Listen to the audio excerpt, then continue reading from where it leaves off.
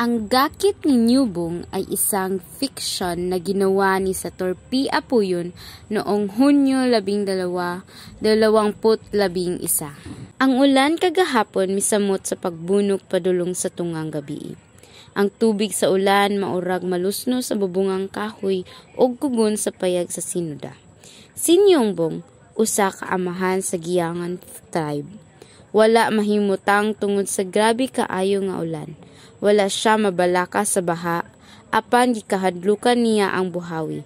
Kung mahitabo kini, nabalaka siya sa iyang kapihan, kamaisan, ug mga hayop nga mabanlas ngadto sa walagong bahin ubos sa ilang panimalay. Ang ulan nagdala og danyos ug katalagman sa ilang lugar. Tuod wala magpalibak ang usa sa gikahadlukan ni Nyubong. Ang lipak nga morag kalibuan kamasinggan nga misagaak sa naglagip tumon nga kalangitan. Ang makahadlok nga kasipa niini nakapakugang sa banay ni Nyubong.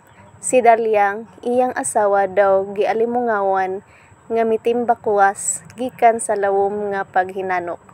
Ang tulo pa ka bulang puyang babae mitig-ik og wala na mohunong sa pag-uha.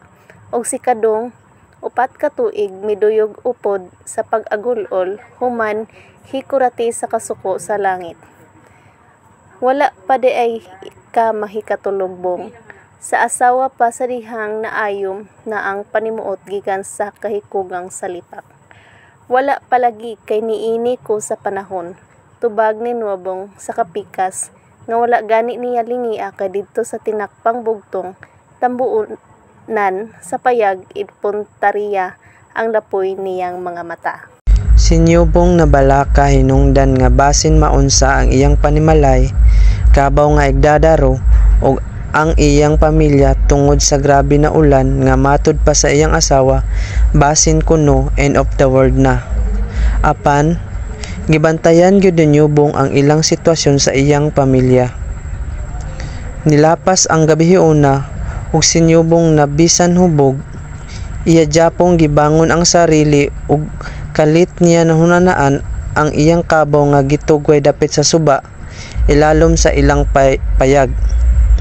Kalit dayon miadto si Nyubong og nibaba sa tulo ka kang-angan nga hagdanan sa ilang payag para tan-awon ang kabaw nga basin na apil og anod sa suba.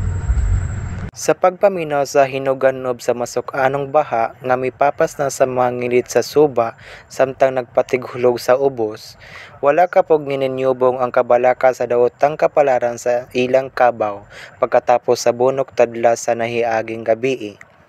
Niya ang pisi, apan hain na ang among kabaw. Masubanong nangutana si Nyubong sa kaugalingon. Ang dinaguog sa nagpadayong bulog sa baha, duol kang Nyubong maoy nahimong makantalitahong tubag sa mawilihon niyang pakisusi sa nahanaw nga katimbang nga hayop.